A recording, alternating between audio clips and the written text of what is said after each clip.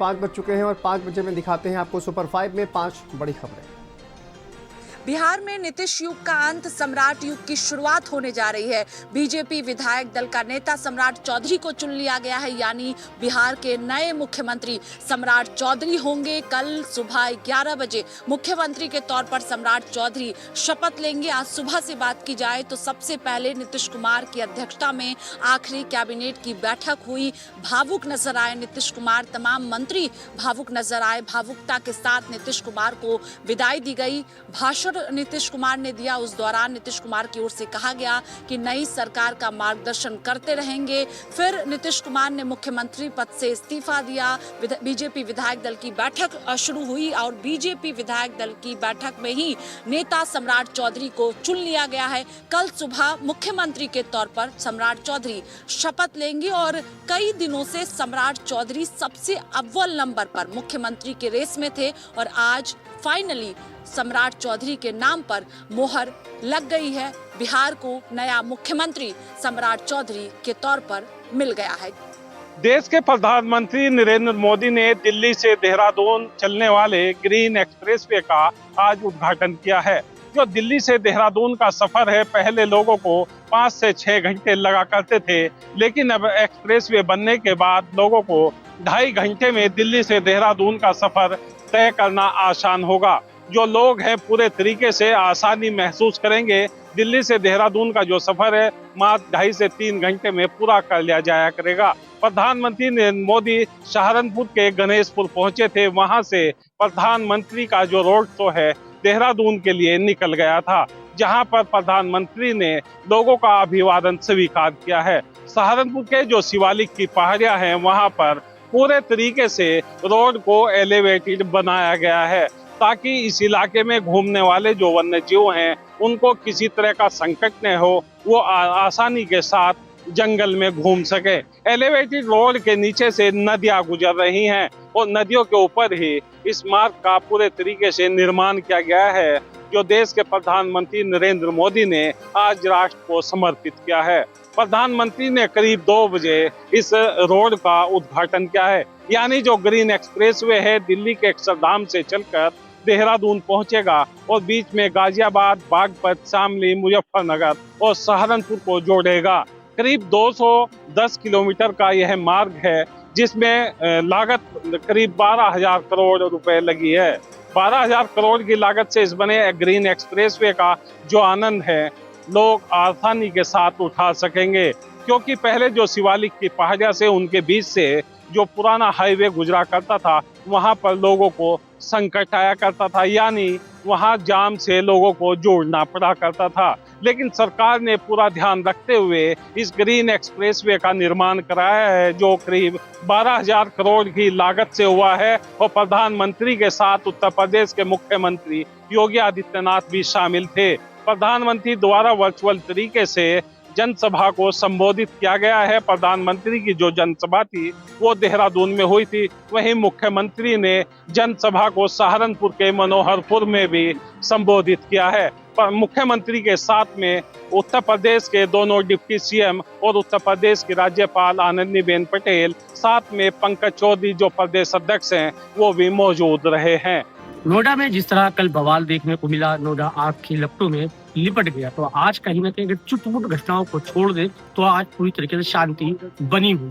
वहीं उत्तर प्रदेश सरकार ने जो यहाँ पर एक समिति बनाई थी, उसने प्रेस कॉन्फ्रेंस करी और जो भत्ता बढ़ाया गया, जो न्यूनतम दर है वो बढ़ाई गई है। एक कैटेगरी बनाई गई है, तकरीबन इसमें 3 जो है कैटेगरी है, उसके अनुसार 3,000 रुपए बढ़ाए गए। तो वहीं दूसरी तरफ जो नया रूल आ रहा है, जो लॉ आ रहा है, उसमें उसके अनुसार अब जितना भी खर्च, यानी ये कहा जाए जिस शहर का जितना खर्च होता है उसी के हिसाब से कैटेगरी रखी गई है और उसी के हिसाब से पैसा दिया जाएगा। यहाँ नोएडा और गाजियाबाद की एक कैटेगरी रखी गई है, नगर और नगर निगम की अलग अलग कैटेगरी रखी गई है। हालांकि अभी तक श्रमिकों के पास से पूरी तरीके से कन्वे नहीं हो पाया मैसेज कि उत्तर प्रदेश सरकार उनके लिए क्या क्या कर रही है। शासन ने यह भी बताया है कि नवंबर तक यहाँ पर एक नई पॉलिसी लागू होने जा रही है। केंद्र सरकार उसकी तैयारी कर रही है। 23 अप्रैल तक उत्तर प्रदेश सरकार को भी उसमें पूरी तरीके से तैयार करके अंतिम तिथि तारीख बताई गई है 23 अप्रैल, वो भी तैयार करके केंद्र सरकार में पेपर सबमिट कर दें।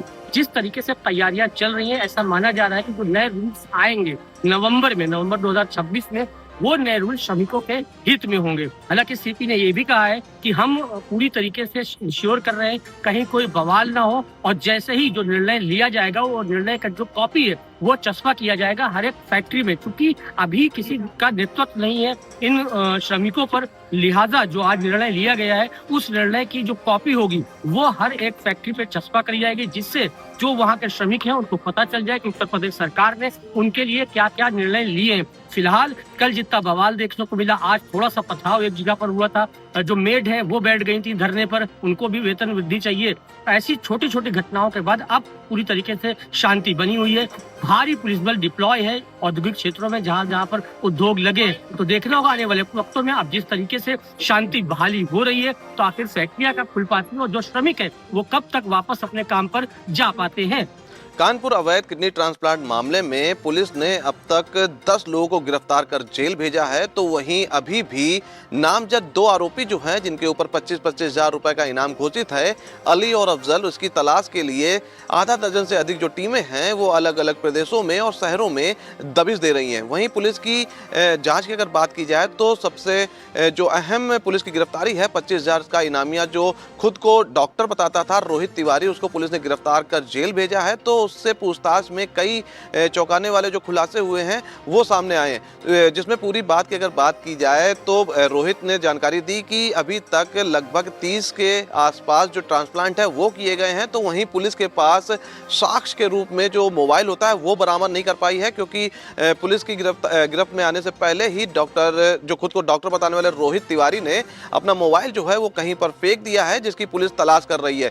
वहीं सबसे अहम खुलासा एक ये भी हुआ है कि जो पूरा सिंडिकेट है वो मेरठ से संचालित होता था, जिसके बाद 2 और नाम जो हैं वो निकलकर सामने आए हैं, जिसमें जो अल्फा हॉस्पिटल है उसके संचालक अमित और वैभव मुद्गल के नाम है। लेकिन अभी जिनकी गिरफ्तारी होनी बाकी है वो 25,000 के इनामी जो हैं अली और अफजल हैं, उनकी गिरफ्तारी करना पुलिस को शेष रह गया। वहीं अगर पूरे सिंडिकेट की बात करें तो पुलिस ने जरूर 10 लोगों को जेल भेजा है, लेकिन सिंडिकेट जो ऑपरेशन करने के लिए जो मेंबर्स आते थे उसमें अभी तक किसी भी सर्जन या एमबीबीएस डॉक्टर का नाम सामने नहीं आया है। यानी कि अब तक जितने भी ट्रांसप्लांट किए गए थे वो सभी लोग फर्जी डॉक्टर थे और कहीं ना कहीं लोगों के साथ अवैध ट्रांसप्लांट के साथ साथ उनकी जिंदगी के साथ खिलवाड़ भी कर रहे थे, क्योंकि 10 गिरफ्तारी हुई है जिसमें 5 डॉक्टर हैं। और जो 5 डॉक्टर्स जो गिरफ्तार किए गए हैं वो डॉक्टर्स वो हैं जो कानपुर के अपने हॉस्पिटल जो है वो किराए पर देते थे किडनी ट्रांसप्लांट कराने के लिए। जब टीमें जो बाहर से आती थी वो वहां पर ट्रांसप्लांट करती थी, उसके बाद वहां से रवाना हो जाती थी। रोहित का कहना है कि वो 12वीं पास है और पूरे जो सिंडिकेट है उसका मैनेजमेंट करता था। तो वहीं जो अन्य जो लोग गिरफ्तार हुए थे, शिवम और वैभव, वो लोग भी ओटी टेक्नीशियन निकले। फिलहाल इस पूरे प्रकरण में कोई भी डॉक्टर निकलकर सामने नहीं आया है, तो पुलिस इसकी भी जांच कर रही है। वहीं पूरी घटना के बाद स्वास्थ्य महकमा जो है वो खाना पूर्ति करता नजर आ रहा है। कानपुर के अलग अलग क्षेत्रों में जाकर जगह जगह अवैध रूप से संचालित हॉस्पिटलों पर नोटिस और सीलिंग की कार्रवाई कर रहा है। देखना यह है कि पूरे प्रकरण पर यह कार्रवाई कितने दिन चलती है।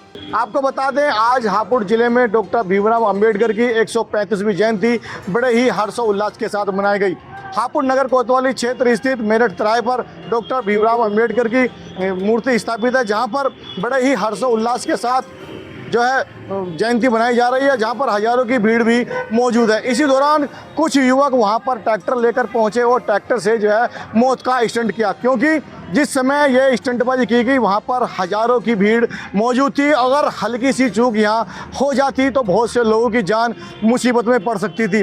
आपको बता दें, आज जिस समय मेरठ तिराहे पर डॉक्टर भीमराव अम्बेडकर की जयंती बनाई जा रही थी, बहुत से लोग वहाँ पर प्रतिमा पर माल्या अर्पण करने के लिए पहुंचे। इस दौरान भारी संख्या में पुलिस फोर्स भी वहाँ पर लगाया गया था। पुलिस की मौजूदगी में ही ट्रैक्टरों से जो है वहाँ पर मौत का स्टंट किया गया। हजारों की भीड़ में जिस तरीके से ये ट्रैक्टर के द्वारा मौत का स्टंट किया गया, क्योंकि जिस तरह भी सड़क पर ट्रैक्टर को घुमाया गया उस दौरान वहाँ पर हजारों लोग मौजूद थे। अगर हल्की सी चूक वहाँ हो जाती तो एक बड़ी घटना भी यहाँ पर हो सकती थी। लेकिन जिस तरीके से पुलिस फोर्स वहाँ तैनात थी, पुलिस ने एक बार भी उन स्टंटबाजों को रोकने का प्रयास नहीं किया, जिस दौरान उन स्टंटबाजों के जो हौसले थे वो लगातार बुलंद होते हुए नजर आए। स्टंटबाजों की इस जानलेवा स्टंटबाजी से बहुत से लोगों की जान भी खतरे में पड़ सकती थी।